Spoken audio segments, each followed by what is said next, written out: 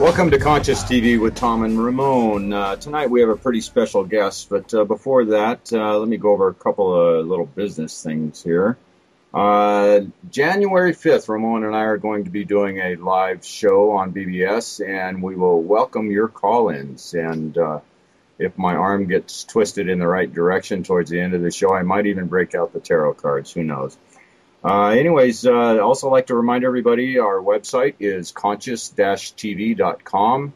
You can go and listen to all the archives of all our past shows there and check out what's going on. I've got that Dr. Emoto's rice experiment going on, and you can watch the progress of that. I'm on day 25 now.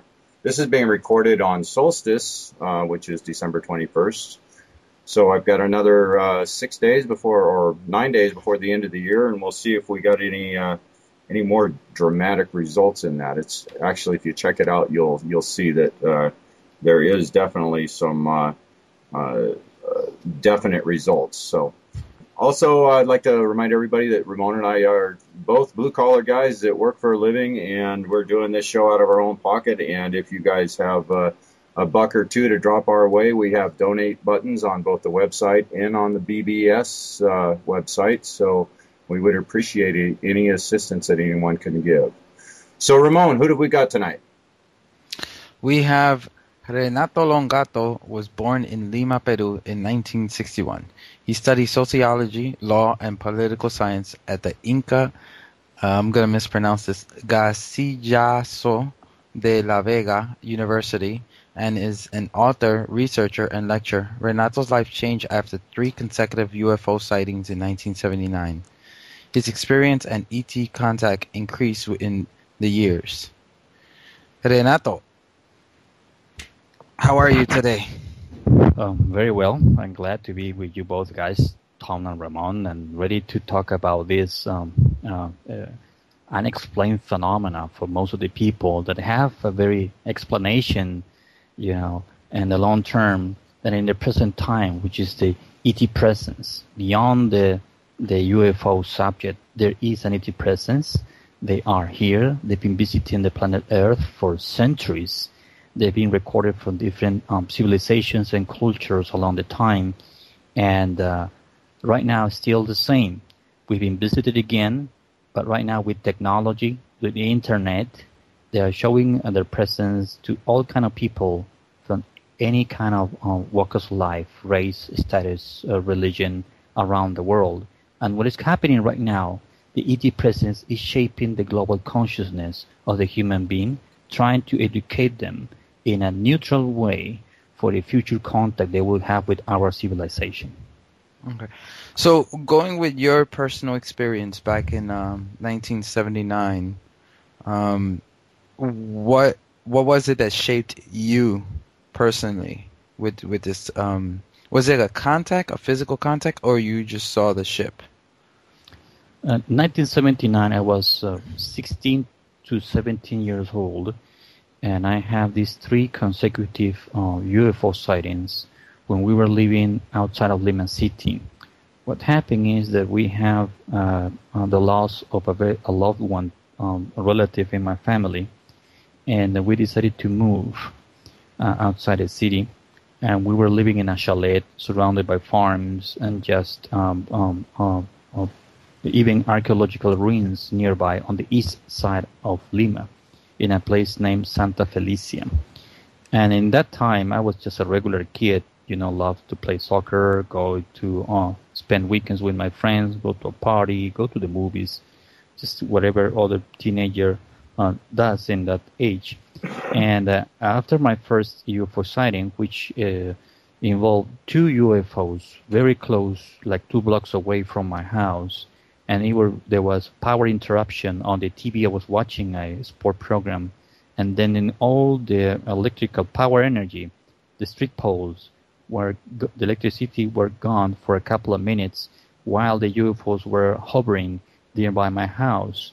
Made me wonder that we were not alone in the universe, made me wonder the spectacular sighting that I have, that made me feel that there was something else. After 15 days, that was in March 1979, first week of after 2 weeks later, first week of April, me and my oldest brother Gino, while driving his truck on the way to our house, the engine stopped suddenly on the highway, and then we were able to see in the distance another UFO almost at the level of the freeway, and we were able to just get paralyzed watching this light hovering in front of us in a certain distance, and this UFO, whatever it was, sent us a beam of light into the cabin of the truck. It stopped completely engine, and then it just moved away. As seconds later, the engine stopped by itself, and we just drove like, I would say 100 miles per hour to our house, all excited after having that spectacular experience. 2 weeks later, the end of April, first week of May, while I was just reading a magazine upstairs on the second floor of our chalet, our home, around 6 o'clock, it was a Sunday afternoon, we have a power failure, and my younger brother Bruno, which right now is living in Argentina, called us from the garden, from the backyard. And that time my mother was alive. She was on the first floor. I came down and joined my mom. We went to the backyard, and my younger brother, was pointing to the sky. So above our house was a UFO in a lenticular shape, very brilliant, like steel, like aluminum, and it was just hovering in a pentagonal, hexagonal movement. And in that moment, I felt a smooth vibration on the top of my head and a feeling of friendship. The excitement led to a feeling of friendship, a feeling of trust, a good positive feeling that somehow I knew them for some reason. Within time, I was just trying to get all kind of literature, books related to the UFO phenomena, which it was scarce in 1979 in Peru. There were not too many books related to the UFO. There were some spectacular stories. There were some local stories, but they were brief. We didn't have access in that time to English information in English to find out more about the UFO phenomena. So one of those nights I was always looking at the sky around 11 o'clock, 12 at night until my eyes were tired and I was ready to go to bed. One of those nights I went to bed and had this very lucid, vivid dream of a lady, beautiful kind of Nordic, Eastern European, Russian, Ukrainian, Swedish, Norwegian kind of a female getting into my bedroom, and everything started to glow and illuminate. And I woke up in my dream, and she approached to me, to make the story short, and she said, "What you need to use is your mind, Renato." And she repeated that 3 times, and I repeat that sentence after her. And then she raised her in a gentle way, her right arm, and touched herself between her eyes while saying, "What you need to use, Renato, is your mind." Then she went away, and the door closed by itself, my bedroom's door. In the morning, I just opened my eyes. It was 6:30 in the morning, and I decided to find any kind of organization, institution, or spiritual movement that have to do with the mind, meditation, stuff like that. So I ended up registering to have these intensive courses offered by Silva Mind Control by Jose Silva. I was in June 1979, Ramon. Wow. I got kind of goosebumps when you were describing the lady, because I had something similar, and the lady kind of sounds the same. It was in 2009. I went up to Vermont. It was the beginning of the year. I went up to Vermont for a conference up there, and I had a dream where this lady was in the room, and she just had this very unique, she looked Asiatic, white, Native American, and she just was mixed with, they took the best parts of every race and just mixed it in this lady. And what she said to me was, all Earth humans have this kind of marking on their foreheads that starts with something like N and another letter and a number, and that's how other aliens are able to see them. And I found it really weird that she was saying that we all had this marking on our head. Number of the beast. I don't know if it was so much the number. It didn't feel that way. That's right out of that's right out of the Bible. That the number of the beast will be on the hand or the forehead, right? Yeah, but it was something that we can't see it, but I guess in a different light spectrum, they can see it the way she was explaining it. But it was a very lucid, vivid dream as well. Yeah. Well, those are the ways they communicate with us. We don't have to have a physical contact sometimes. Not all the dreams are visions or messages, and not all the messages and visions are dreams. Right. So, and later on, I became involved with the Rama group. Rama group is a contactee group that started in 1974. I didn't know anything related to Rama group before, and months later, I became involved with that group and have other experiences. As a matter of fact, in 1985, I had an encounter on the Andes outside of Lima with an extraterrestrial being, and a distance of, I would say, 60 feet from me, in a national park close to a river surrounded by the Andes. And it was really special because I received information or these thoughts, strong thoughts that came to my mind, that I have to go outside of Lima, and even saw that place before even I went there physically. So when I arrived there, according to the coordinates that they gave me, I found the place familiar, and once there, I was by myself, and everything started to change. What I mean with everything started to change, the wind stopped blowing, the birds stopped singing and chirping, and the sound of the river and the waves against the rocks, everything becomes silent, like it was inside of a bubble. And then in front of me, it appeared a 6'5", 6'3", looked like human being wearing a metallic suit, complete from neck to toe. The shoulders, broad shoulders, I would say the arms a little bit longer than ours, almost close to the knee. Now I'm very relaxed telling this. I've told this several times, the people who wants to know my experience. But in that time I was very excited. I was with fear, completely fear. I was curious at the same time. I think that all those mix of emotions paralyzed me. That's what I have this encounter. If not, I would have run away. But anyway, he raised his hand. He said that his name was Anael, Anael. And he said that they've been watching me.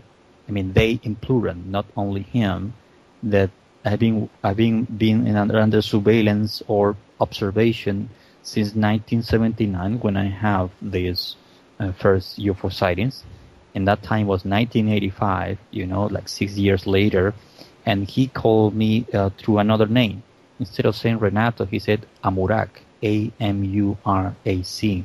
And he said that's my real name. That involves the vibration turning into letters. And it's also my personal mantra. And they say that I should continue doing what I was doing. I should continue working to have a shift of consciousness, that in the future my activity will involve many people within time, that I cannot lose the opportunity to continue with the contact with them if that is my will, that they will be in contact with me. To make the story short, this extraterrestrial being, this almost, I would say, that disappear, that I would say that was perhaps a holographic projection. For me, it looks so real, looks so human-like, even though I can tell that he smiled, and when he smiled, he have no teeth like us. He have some sort of a mouth protector that the boxers use, right, or other sportsmen use, and he have a very delicate gray hair close to his shoulders, somehow prominent cheeks, a little bit as you said, Ramon, the eyes were kind of almond shaped, kind of Asian, you know, strong chin, and tall, healthy. I would say late 30s, early 40s. And when everything vanished, I would say everything vanished. The sensation to be in an artificial place, to be in a sort of bubble, the wind started to blow, you know, the birds chirping, the water, everything. And I saw behind the mountains a disc, you know, just hovering above the mountain in complete silence, and then it just moved away. So I don't know how long lasted that experience, perhaps 5, 7, 8 minutes, but it was very, very impressive, and it completely changed my mind. And one of the things that I learned was to think about it, to ponder about experience, and to tell just a few people about it, because most of the people would consider this bizarre, and even though that I was suffered some sort of hallucination, but for me it was real, and that changed my life. And since then, I've been having, you know, these synchronicities of events. Sometimes whenever I go and someone take a picture of me, behind me there is a UFO, or someone takes a video in the area and there is a UFO. Or like I've been in Machu Picchu, in other places, I take a picture and there's the UFOs there, you know, it just show up. It's not Photoshop, it's not like that. It's like, you know, how many people can experience that? It's like winning the lotto. Statistically, it's beyond any normal, regular concept. 1 in 1,000, 1 in 1,000,000. I don't know, I don't have the answer. But there is a connection with them that has been changing within the years. So I understood that their presence is like a cosmic anthropologist, that they want to know how we're evolving. They want to know what are the decisions are we going to make for the near future that will change completely our way of thinking and our society, and the way we get along among each other here on Earth, and how we're going to try to, as human race, to work together.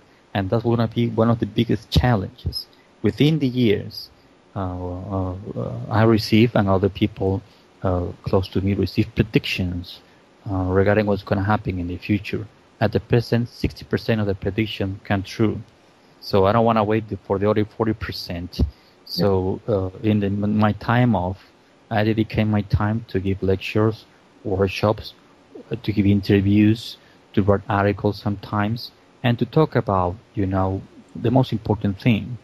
I think it's important, I mean, in my case, to understand the ET presence is real, but I think that it's determinant, a shift of consciousness, whether you believe or not in UFOs, whether you believe in other extraterrestrials. So that's part of my ongoing experience with them. You know, I've been at the ECETI Ranch in the last 2 years. I mean, Ramon has been there, you know, in 2009, 2010, and I've been quite lucky to have able to cut on tape twice, you know, spectacular UFO sightings there. So it is a relationship, I would say, in a different way that I have with them. You know, sometimes, you know, there are moments that you have doubts even of your own experiences, that you have to come back to reality, and this is a reality you have to live on. You know, as you said at the very beginning, I mean, you're blue-collar guys. I consider myself also a blue-collar guy, you know, and we need to pay bills. We need to go back to reality. So how you manage to have an extraordinary experience living a ordinary life? So it's kind of tricky, but that is the point. The point is that this experience, you know, you can change the experience, alter the experience, because you have an ego problem, and make it more spectacular, you know, like you are the chosen one, you are the special one, you know, or maybe you can deny that because around you in your environment, your family is too religious, or you can lose your job, or it can affect your relationships also with your loved ones. So to balance that, it requires a little bit of introspection. It requires to ponder. It requires to dig into yourself, to look to yourself. As they said, you know, the most important contact is not with us. The most important important contact is with yourself. And that's what I've been trying to do all these years, guys. It's the consciousness thing is becoming so huge right now, and it's actually getting acknowledged even through the nuts and bolts UFO area, where they're actually starting to acknowledge that consciousness has a huge effect on what kind of contacts people have. Without having that conscious connection, you don't really receive the right messages, I don't think. I think you're right. I agree with you. You don't have the right intent or the level of understanding to absorb and digest an experience. You can lose it. And I met people that have a wonderful experience, spectacular, but they lost it because they didn't manage to keep, raising their consciousness to to the next level, and that's our own effort. There is not here a magic instant gratification solution to all our problems or all our crises that we have go through when you are doing this treacherous path of rise your consciousness level. Sometimes it's beautiful, it's an adventure, but it also can be a little bit tricky. And as you said, go ahead. It can be very tricky, especially because while you're going through that process, it creates or it prompts you to look at all the other areas of your life. I mean, you look in the mirror and you're able to see exactly who you are. And when you can do that, you look at the person in the mirror and everybody's, everybody's judgmental. I don't care what anyone says. You're going to judge yourself whether or not you're a good person or a bad person. And if a person takes that true look at themselves in the mirror through this process, and to be able to reach the next level, they have to do that. They have to look in the mirror. They have to see who is really there. And that's the tricky part right there, because there's people. You can be the nicest guy in the world, but you've got some skeletons in your closet that you're going to have to dig up when you start raising your consciousness. That's true. I agree with you. That's the way it is. We cannot deny that reality. You are denying that reality that you're living a mirage. You're tricking to yourself, and it will be more difficult to come back, to be genuine, and to go forward in your life. South of the border, the Mexico, South America, they seem to be a lot more open to the UFO phenomena. Is it mainly you think it's the propaganda that we get here in the U.S. that makes them more open, that they don't get down there, that makes them more open to it? No, I think it's the culture. Yeah. The response is always cultural. An American don't see the ET phenomena the same as a Japanese can see it, or German can see it, or a Latino guy can see it. We interpret according to our culture. So let's say I'm Peruvian. I was born and raised in Peru. But when you're in the last days of your high school, instead of going to Cancun or to have a spring break, they send you to Machu Picchu, to Cusco, to know your history. And we have all these archaeological ruins right there. We have all the shamanism, medicine plants right there as a part of our culture. So we are in touch with that religious, magical belief somehow. We're in touch with those power places naturally. We're in touch with Mother Earth. So since, the Inca Empire almost ruled half of South America, and then you have the Mesoamerican area with the Mayan, all mixed, Aztecs, Toltecs, all mixed as well. There's a rich heritage that have in their midst, ancient visitors of the gods like Quetzalcoatl, who was a white person with, beard and blue eyes, like Viracocha, also a white guy who was, welcomed by the first natives when the conquistadors arrived in Peru. So the local natives thought they were the Viracochas coming by. How they can have that image imprint in their mind with there was no, photograph or the computers or anything like that. That was based on oral tradition. So the presence of aliens, quote, and, ancient cultures and mythologies and stories around. It's very much alive somehow, in that countries. So people, besides that, we are not a superpower, an hegemonic power. So we don't have a problem if they are in their national airspace. They didn't try to shut down any, fighter pilot. They didn't try to shut down any military base. They just show up, and it becomes natural. So since then, the population is very open to those things. Is very open to believe that ETs are for real. And now with the rise of technology, you can see in YouTube, thousands of videos. Some of them are fake, of course. Others are for real. That people are taking, and people are having their own experiences and making their own opinions about that. So again, I think it's a cultural response regarding the ET phenomena.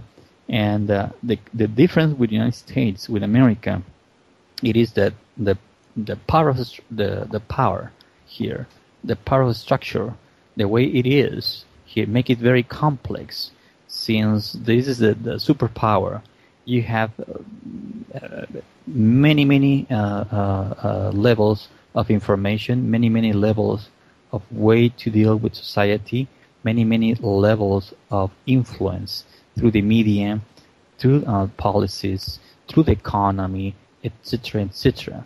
So it's very difficult to try to make people understand that somehow the ET presence is here, but it's not here to make any damage, to take over us, or to control us, to bring fear to the population. They should have done that 200-300 years ago.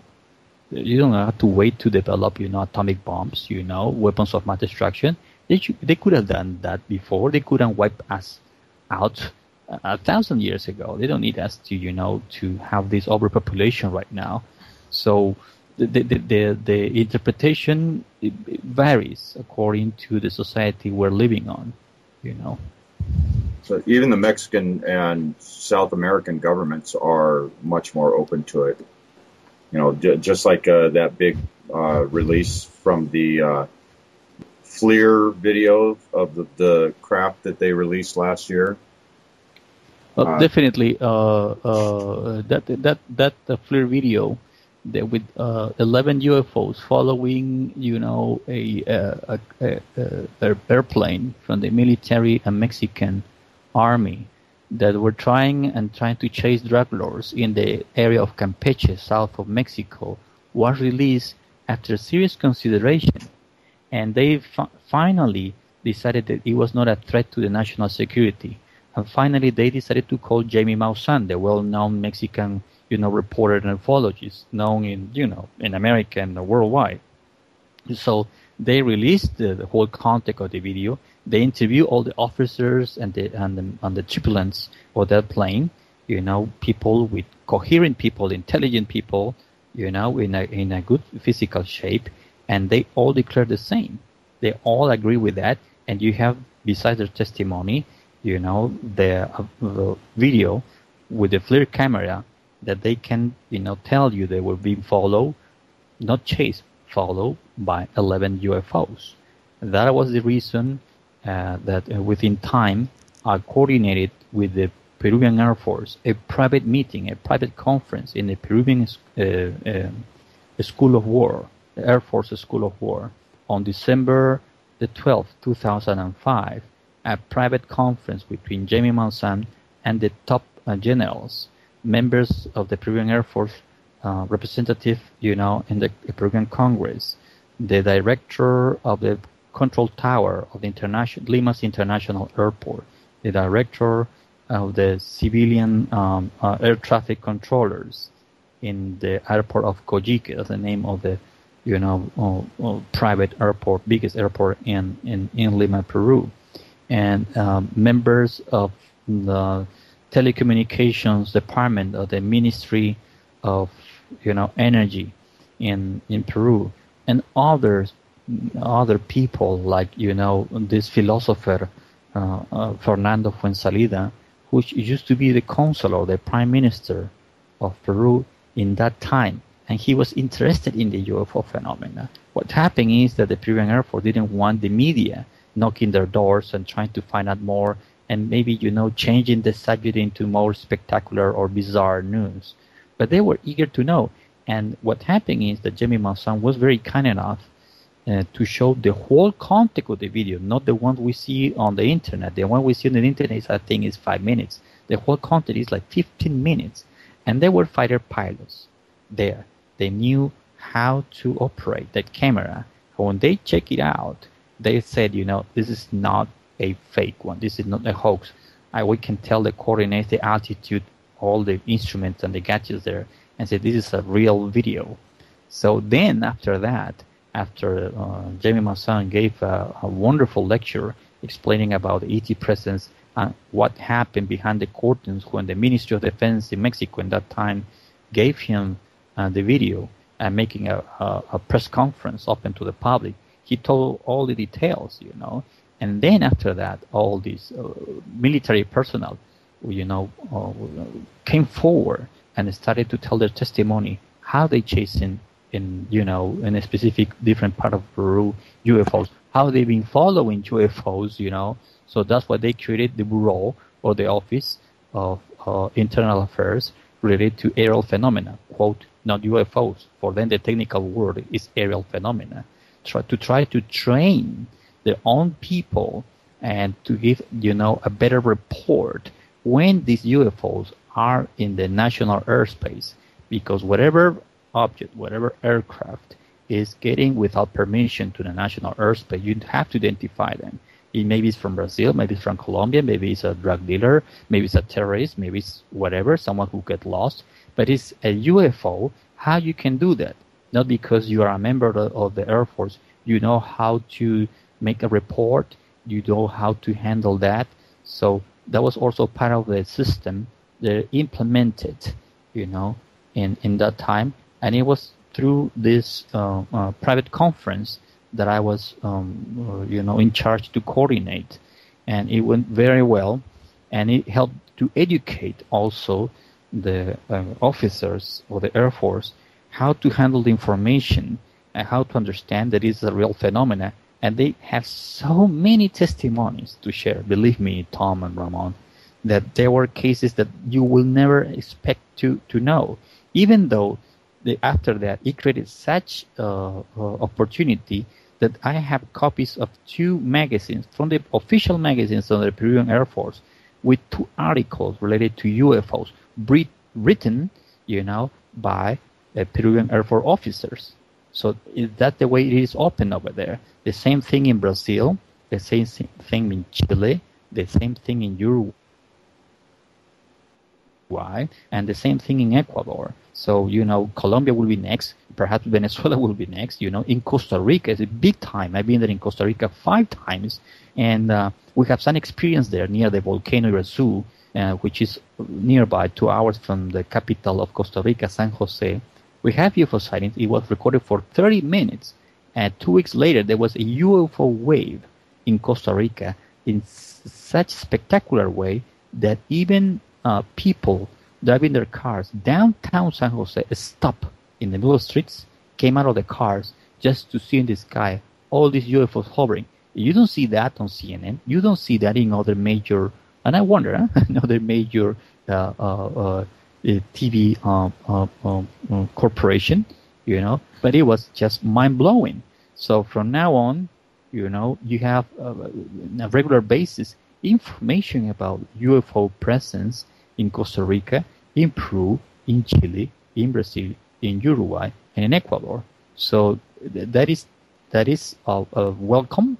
It's not taking as something bizarre, or is a or is a balloon, or is a weather effect, or it is a UFO, or it's not. And you can have the testimonies from people, civilians, as well as people from the armed forces over there. My question to you is, if you had to guess, which country would be the first country to have direct contact with extraterrestrials? Like, they On come down. On an official basis, you mean? Yeah, on an official basis. This is very interesting question. This is a good one, really. Au contraire, the country who can deliver the biggest, news in the world and change the course of events, it's America. It's the United States of America. And I think based on the circumstances that we're living right now, because we're in crisis. I'm not talking only about the economy or politics. We're talking about many things going on the planet right now. But the only superpower that have soft power, I mean diplomacy, and have muscle power, I mean military power and presence in the world, it is the United States. Upon the circumstances, and I will say, and in the midterm, in the next 10 years after 2012, there will be the opportunity of a coherent approach from ET intelligence with the American elite. When I say American elite, I say the militaries and the politicians. And they will offer an encounter, and it depends on how these people handle the situation. Because there is a pattern. This is the only country when someone like Kenneth Arnold in 1947 coined the term flying saucer. This is the only country that in September, that was if I'm not wrong, June 24th, when Kenneth Arnold, flying in Mount Rainier in Washington State, coined the term flying saucer. The next month, in July, if I'm not wrong, 7th of July, there was a UFO, Roswell crash UFO in New Mexico. In September 1947, there was this first document in that time from the military Air Force. There were not separate branches. There were not the U.S. Air Force. It was a military Air Force with one of the biggest top commanders talking about classified information that the ET presence was real and was not from another superpower like Russia or China, another country. That was real. That the ET presence was real. And that was in 1947. Then you have the Cold War contactees. When I would say Cold War contactees, like George Adamski, Daniel Fry, and I'm forgetting the third one. I'm sorry. Yeah, Barney and Betty. No. Betty Barney Hill was in the 60s. There was another person. I forgot his name right now, but there was. Isn't his name George too? George. No, not. I think it's George Adamski and George. He's from California, if I'm not mistaken. Yeah, he's from California. He was involved in the military. No, he was from New York, from New Jersey. I forgot. Oh, his name. you're talking about from New Jersey. From New Jersey. He moved to California, and he died just 10 years ago. And he was also part of the army for a moment. And he had Corso. You're not talking about Corso. No. Not Philip Corso. He's a contactee, a well-known contactee, and I forgot his name. I'm gonna try to find it. I have it in a book. Yeah. But these Cold War contactees are the one who start to say, the dangers of nuclear weapons, of weapons of mass destruction that can, wipe out the human race. And then you have, in the 60s, you have... You're talking about George Van Tassel. Not him. You're close. Not George Van Tassel. There's another one who's not, people have forgot about him, but he have the most spectacular cases with witnesses, local witnesses, even local policemen, and he was able to give them and release them films about this program, pre-coordinated UFO sightings. His case is really, really spectacular, and many people have forgotten about him. But anyway, his name will come in a moment.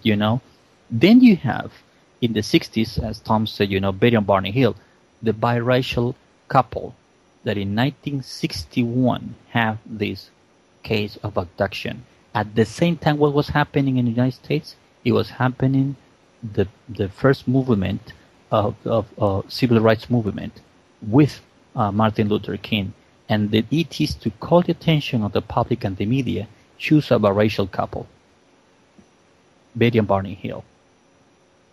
So if this contact would have happened in Russia, would have prospered, would have been, on the media? No. As a matter of fact, in 1944, there was a huge UFO wave in Russia. There were contactees in Russia. There were members of the Russian Air Force, Soviet Union Air Force in that time, but they were not able to talk to the media because that was a communist country. There is no free press, free opinion there. So if a contactee will have the same opportunity in Cuba or in, South Africa in the moment of apartheid, or, other countries like Germany and Italy recovering from the Second World War, no, it is a very close relationship with the ET presence and the United States. So in the 60s, you have the first cases of abductions. You have the first time when the people start to experience with psychedelic drugs to have this expansion of consciousness. It was happening right here in the United States. Then in the 70s, what happened? You have the major contactees, Billy Mayer, Jean-Claude Bourillon, Enrique Castillo Rincon, and the Rama group in Latin America. All of them decided to form groups. Decided to form the contactee around the contactees, form groups around them. At the same time, in the early 70s, what happened? For the very first time, Saudi Arabia blackmailed the Western societies, with trying to cut off oil production. So there is a pattern here that I've been researching, that I find out through the years, based on the information that I received from them, So and that's also the subject of my third book, my first book in English, which will be, ET Presence, USA, and New World Order. So there is a pattern here, and there is a reason you have these esoteric symbols in the most popular currency in the dollar bill. There's no other country in the world that have esoteric symbols in the paper currency. There is a reason why it's so popular. Everybody can see the pyramid, the eye, all-seeing eye, Novus Ordo Secularum, New World Order, all these Masonic related Rosicrucian related symbols around it, because there's a reason about that. And the reason is very close related with the ET presence.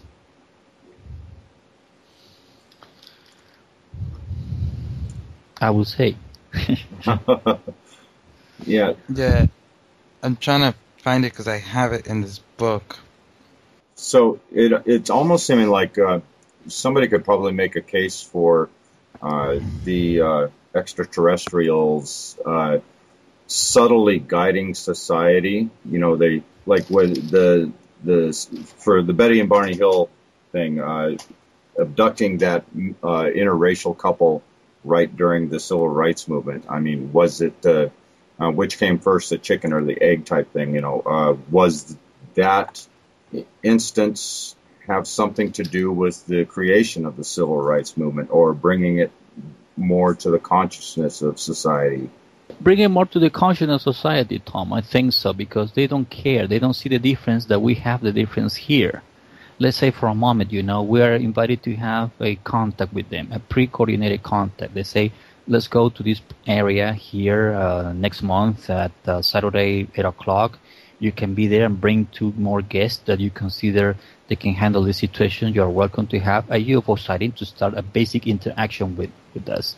But in the meantime, we're going to pack our backpacks, our camp tent and everything, get all our stuff, our gear, and then we go and take all of us in one car and go to the highway. But something happened to the engine or to the tire or whatever, and we don't arrive in time, and we miss the opportunity. They don't understand that something happened to our engine. They don't understand that perhaps you have to work overtime because you have to work. If not, you can have problems, with your boss or your supervisor. They don't have problems because, I got sick, I got the flu. What is the flu for them? What is working overtime? You have to work for money? How is that? That doesn't mean they are gods, they understand everything. But at the same time, they use, in purpose, these people to trigger the attention of the media. For the very first time, there has been other abductions around the world, but the most spectacular, the most well-known, the most researched at the very beginning was the Betty and Barney Hill case. in the 60s. And don't forget that in the 1962, we have almost a real issue with Cuba and Russia, and the missile crisis with Nikita Khrushchev, the Soviet president, and John Fitzgerald Kennedy, JFK. We almost wiped out the human race in 72 hours.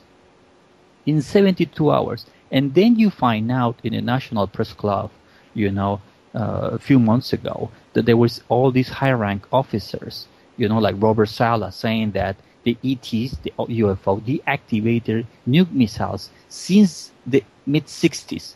Is that a coincidence or not? Is that not a coincidence or what? There's no coincidence. They've been checking how we handle situation. They've been checking and find out how they can shape the collective consciousness according to the time we were living. The 60s is not right now like, we're in the new millennium. It's not the 70s. It's not the 80s. It's not the 90s. The 90s changed everything because we have internet. We have the web, the World Wide Web. And then the information goes just viral. So everything is going fast right now. So their approach is completely different right now. It's according to each generation because they have all the time of the world. They are not affected by our problems and limitations. Above all, they are not affected by time and space, So we've got about 12 minutes left here. What do we got? I'm looking at the future and what we can do as, say, your everyday person on the street. What can that person do if they are interested and want to help promote this connection, this communication, to bring this consciousness level higher in society to open up the doors to our galactic neighbors to where we can have that open communication? What can somebody do? What do we need to do here? Well, that's a good question. I think that depending on, besides the belief system that you have, whether it's religious, philosophical, whether you're an atheist, whether you believe it or not, we have to try to be better human beings. And if you are trying to raise your consciousness, no matter what, you're going to become concerned about the ecology of the planet. No matter what, because we have to be self-sustained. Right now, the infrastructure of society based in a free market, cheap hydrocarbon resources, gold and the dollar is not working very well. So we have to look for another source of energy. We have to develop a higher level of communication, dialogue, and compassion. And we have to understand that we are not alone in the universe. That will turn the history and most of the human knowledge completely upside down. And we have to understand that we are living in a transition from an ethnocentric world. It's ethnocentric world, I would say, my country is important. My way of living is important. My race is important. My religion is important. And you don't. You are not, because you look different. You believe in a different thing. And, we have difference. So we better keep separate. But we live in one world. We live in one planet. So we have serious problems here that we have to address and confront. I'm afraid there will be not a cosmic abracadabra here, an instant gratification that can solve things. This will require time, patience, and in between some wild cards can come. So it's good to have a shift of consciousness. Whether you believe in UFOs or not, whether you believe in ET presence or not, it will come up by itself. It's a course of events that we're going to face this new reality, and we'll have a new cosmology in the near future. It's just a matter of time. In the meantime, it is much better to understand that we live in systems within systems. That the major system that keeps us alive is the biosphere. And if the biospheres get affected or get damaged, all the other subsystems, and include us, the animals, and then, the rainforest, the rivers, our natural resources, can collapse, can be damaged. And if we don't understand that we have to develop some sort of eco-religion to love what we have and also to be compassionate and loving with life to preserve that, we're going to pay the bills. In the future generation are going to pay a big bill. So this is the turning point. We are the people who have to confront this reality in a creative way. We have to find things.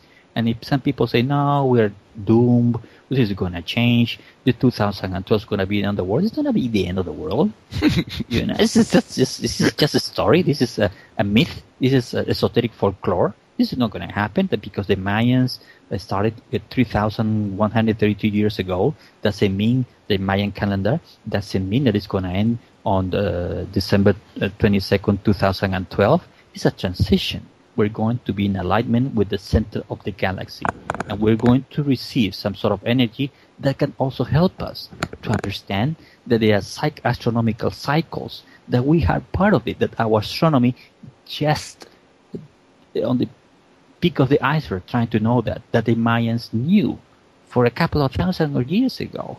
So let's be humble, and let's try to understand that we're not alone, that we need each other, and we have to look for solutions in a creative way, using our emotional intelligence, using our technical resources, using our own cultural reserve, Tom. I mean, we think that China and India don't have in their cultural reservoir, those are state civilizations. They are not 200 years old. They are thousands of years old.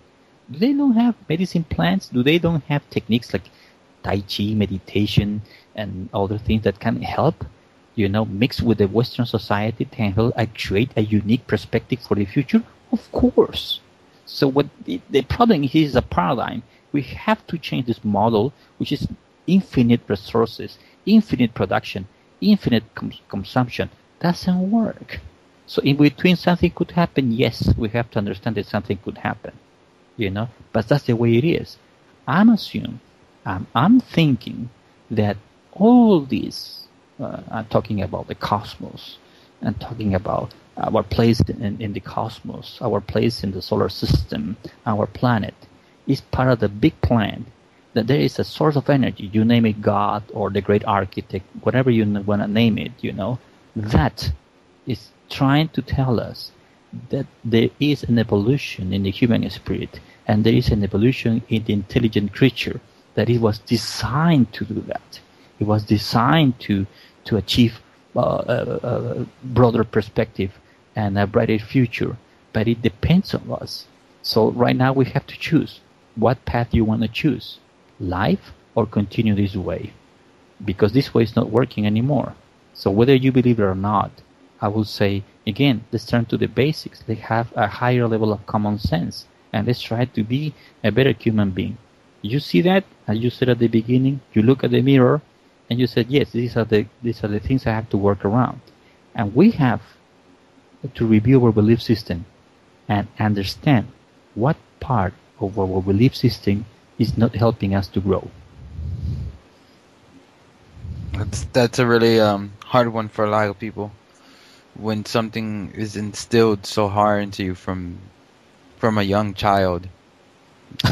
Usually it takes, as I like to always say, usually takes a good knee to the jaw to shake a person's life up where they're just like, they have to start questioning everything because just everything crumbles around them. True, and the thing that gonna question us is, you can question by yourself, your higher self, or an exterior event can make you question that.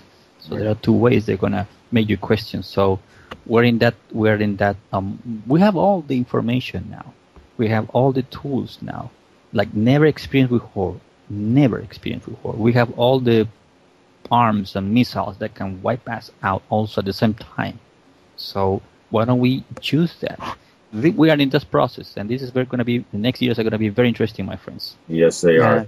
Yes, the last thing is, one thing I've noticed is a lot more and more people have become, I think in our history now, this point in time is when we're at the most aware. True. Which it's only going to grow more and more, because especially in the States and even here, a lot of people won't talk about certain things in public in front of other people. But when they see you alone on the side, they'll talk to you about it. It's true. It's true. That's what happened. Yeah. People are a little bit, no, I don't want to talk, and we pointed like crazy or wacko. But everybody have the same feelings. Everybody's just joining this journey. That's changing too, though. I mean, that's changing. Mm-hmm. I mean, there's more. It's becoming much more open. And that's a good thing. I mean, we have to do that. It's been a long time coming.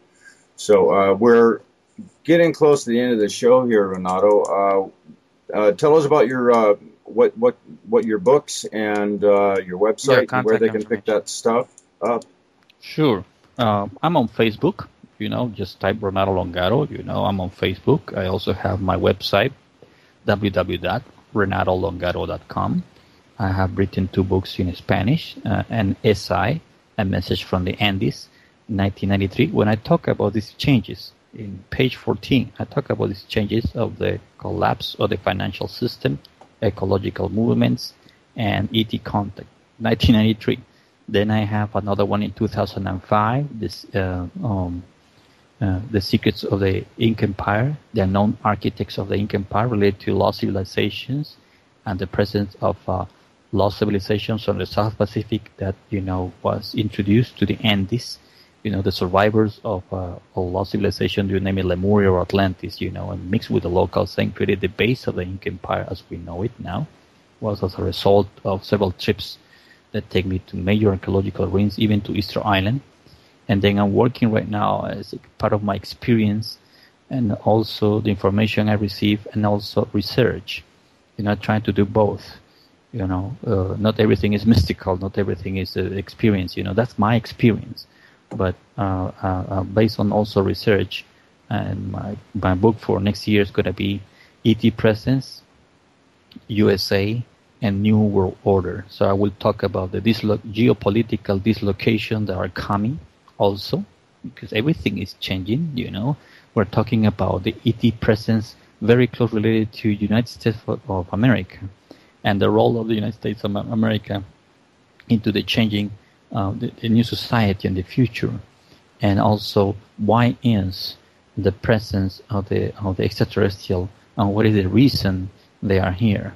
So far, based on experience and based on research at the same time, I'm writing about that, and hopefully will be published July next year on Tom and Ramon. So is that one? That one's going to be in English, right?